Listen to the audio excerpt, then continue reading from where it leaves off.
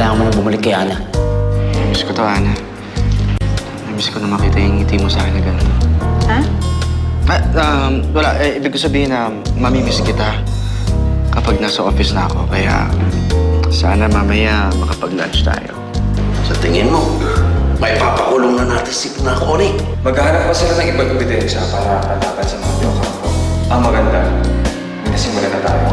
I'm going back only to train you for you to take over the firm. I don't think I can do it. Parang hindi ko kaya maging katulad mo. Kinakausap kita. Tinutulungan kita dito sa foundation. And then what, you're just gonna walk out on me? Terrence? Terrence, are you okay? Ana? Ano to? Hindi mo ba talaga titigilan ang boyfriend ko? Excuse me! Nahilo ang boyfriend mo, tinutulungan ko lang. Hindi mo kasi inaalagaan. Kaya ko na to. Okay ka lang?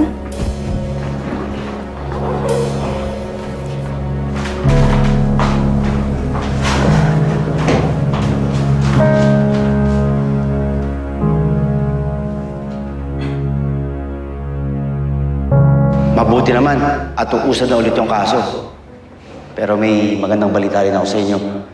Successful yung paglalapit ko kina Ana at Terrence. Kaya ang babalik ako sa foundation ulit eh.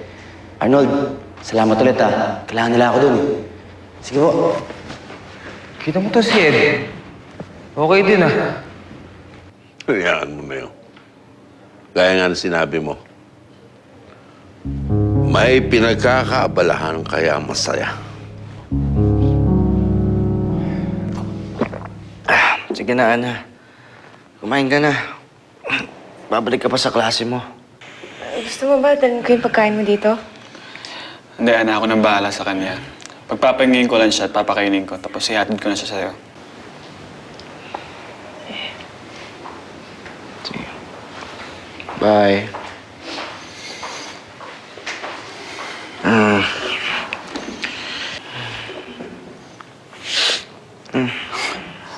Ano ba talagang problema, Terrence? Bukod sa panghihina, parang may lapses sa memory ko. Kaya pre, nagulat na lang ako. Nasa labas ako ng classroom ni Ana. Tapos nagalit sa akin si Connie. Dahil bigla ko daw siya iniwan habang nag-uusap kami. Hindi, oh. Pero parang naalala ko naman na nasusunduin ko si Ana. Eric, alam ko magulo. Hindi ko rin maintindihan. Magulo nga yan, magulo. Either something is seriously wrong o kailangan mo ng bagong doktor. O nanghihingi ka lang sa akin ng medical certificate para dyan sa pambababae mo. Puro Connie, puro Ana yung naririnig ko sa'yo eh. Eric, seryoso ako. May mali talaga sa akin eh. At tuwing nang nangyayari yun, laging nadadamay si Ana. Ayoko masaktan si Ana. Yun na nga eh. Nakakaingit mong badong. Buti pa si Ed. Nakahanap na ng paraan para malapitan na yung taong pinakamahalaga sa buhay niya. Eh ako, wala. Walang pag-asa. Hindi ko nga makita yung kapatid ko eh. Alam mo, Arnold, kahit hindi mo malapitan ang kapatid mo, kahit hindi mo siya nakita, nakatitiyak ako, sigurado akong pinagmamasdan ka niya ngayon. Tinitingnan ka siya. At pinagmamalaki ka niya. Proud na proud siya sa'yo sa lahat ng mga ginagawa mo.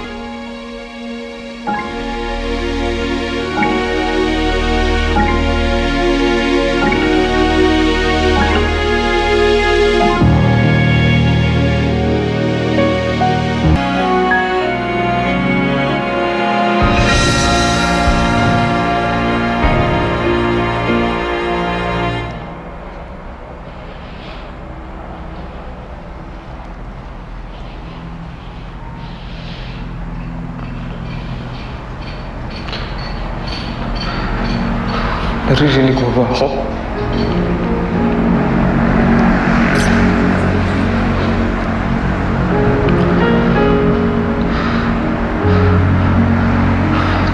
nakatingin ka pa rin sa akin.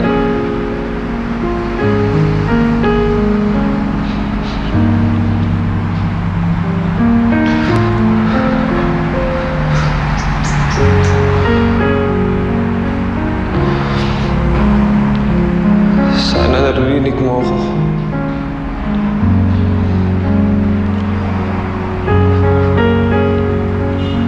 Patawarin mo ako.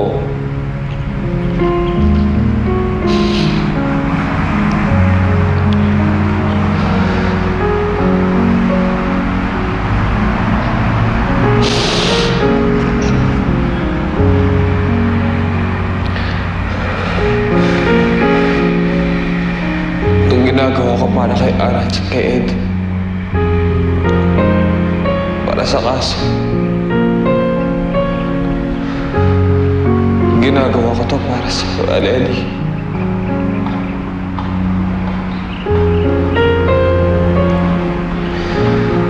Para sa mga alaala na dungi sa mga pagkakamali ko.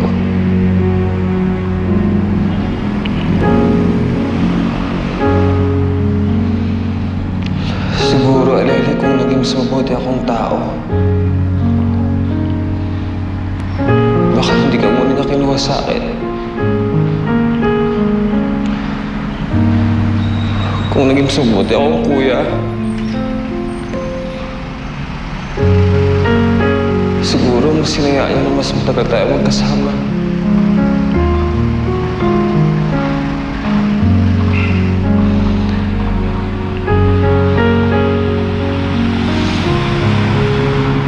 Aleli, patawarin mo ako.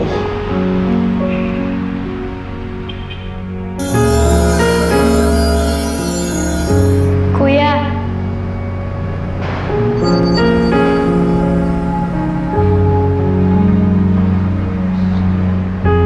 Aleli, kuya, halika na. Aleli.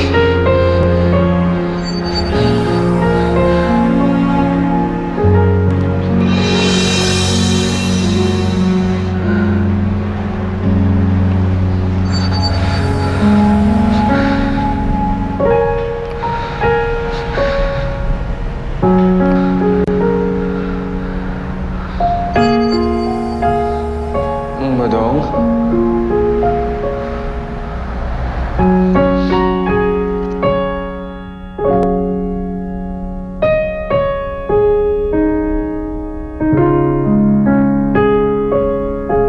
Arnold!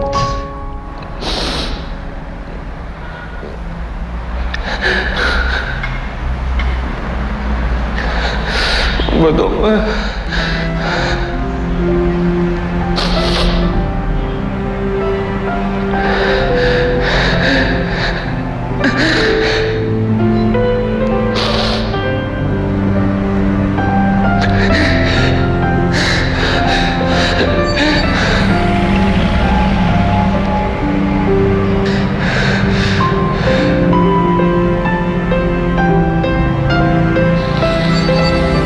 Salamat, Badong.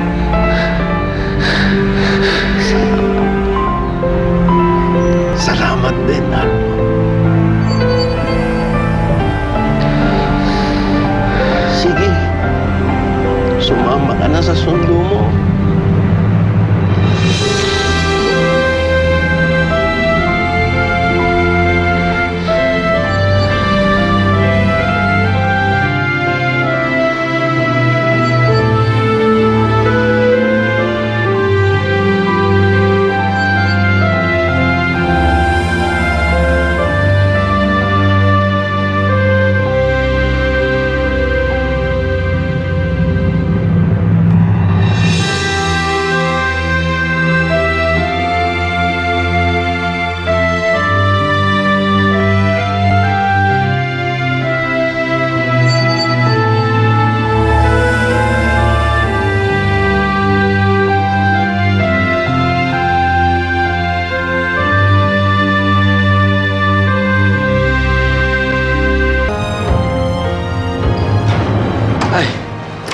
sorry. Late lunch na lang. Ha? Pasensya na talaga kanina, ha? Ito. Ako dapat ang humingi ng pasensya sa'yo, Terence. Manghina ka at lahat. Pero mas inuna kong awayan si Connie. Okay lang yun. Kalimutan mo na yun. Akala ko kasi talaga na magkayakap kayo eh. Wala nga yun. Kaya mo na.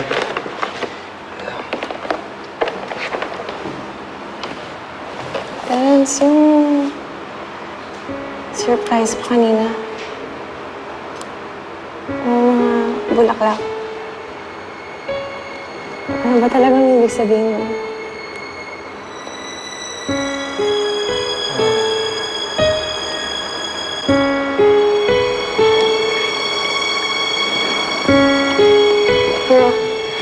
Sige, huwag mo na lang pansinin yung tanong ko. Hindi ko pala nasabi sa'yo, aga ako alis ngayon. Dadaan ako sa palengke. Ana, sandali. Ana.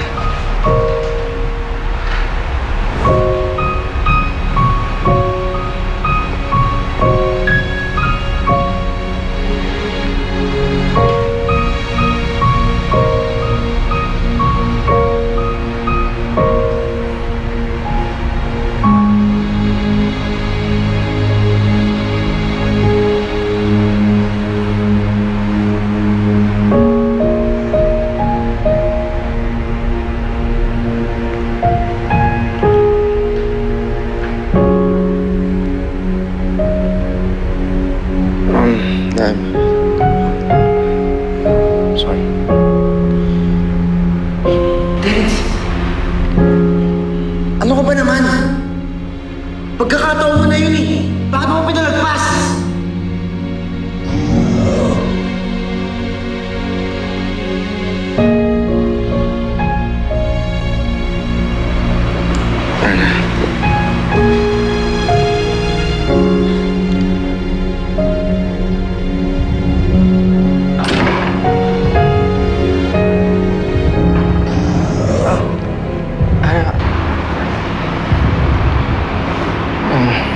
Ana, I'm so sorry. Hindi ko sinasadya.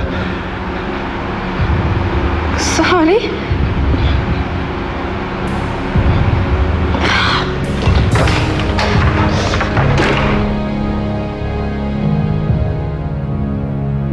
Ana.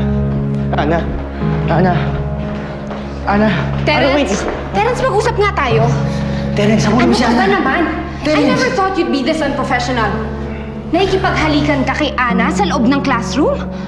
My gosh!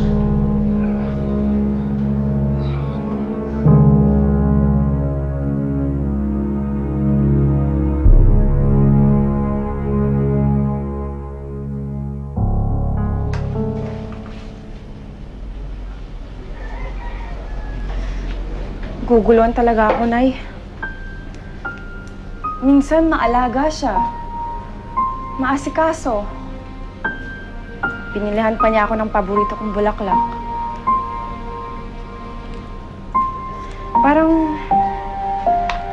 ang siya na si Ed eh. Pero hindi sila magkatulad. Hindi ako kayang saktan ni Ed. Hindi gaya ni Terence. Ay, naku, anak. Di ba kaya nga sinabi ko na sa'yo na ayoko munang may magustuhan ka? Eh, baka naman nami-misinterpret mo lang yung tao. Yung pagbibigay ng bulaklak, baka naman pa-thank you niya lang yun. At yung pagiging maalaga niya, eh baka talaga namang ganun siya sa lahat. Pero Nay, hinalikan niya ako.